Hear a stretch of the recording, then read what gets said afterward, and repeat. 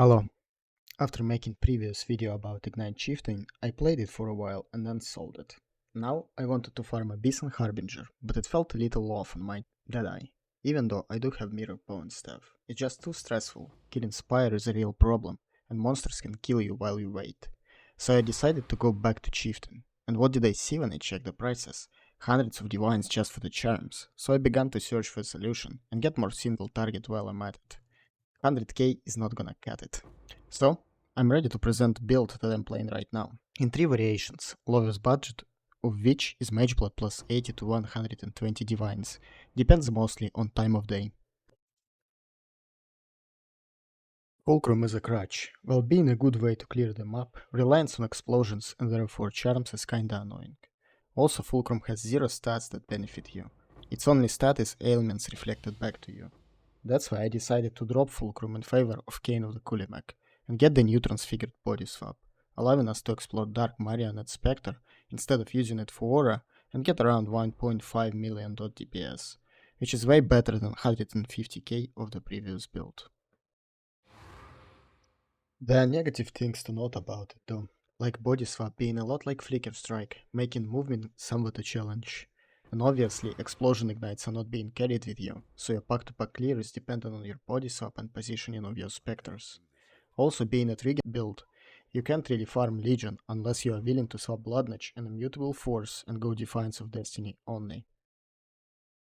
Speaking of Spectres, this is the main way of scaling our damage. We link Spectre with minion life and empower it to boost its maximum life up to 123,000 life. And if you have PoB No Kulemak with plus levels to supported gems, you socket them in there. But if you are more on a budget, getting boots with plus 2 minion or plus 1 socketed gems can be a reasonable alternative. To switch amulets for pure quantity later down the road, it makes sense to implement Bloodmatch plus Immutable Force combo as a prime defense layer and recovery.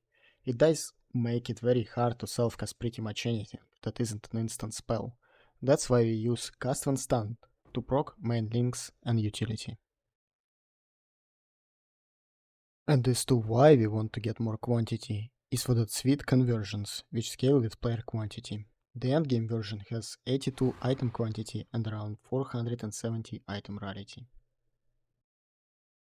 With weapon swap comes the charm swap. Dropping Fulcrum allows us to drop expensive explosion charms and get cheap but powerful charms.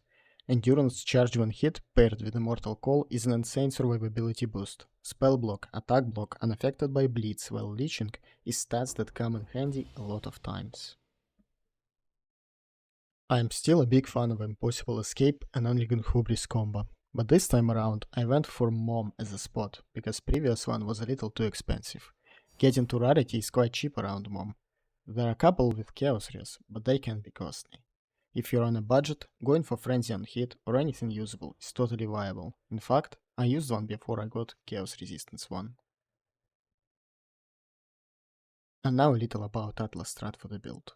I wanted to farm Abyss and Harbinger, so I use Winged Harbinger Scarab and respective Harbinger Sextant, Gilded Abyss Scarab, an Abyss Sextant, Gilded Divination Scarab, Gilded Reliquary Scarab, Beyond Sextant, and Mirror of Delirium Sextant. And my Atlas looks like this.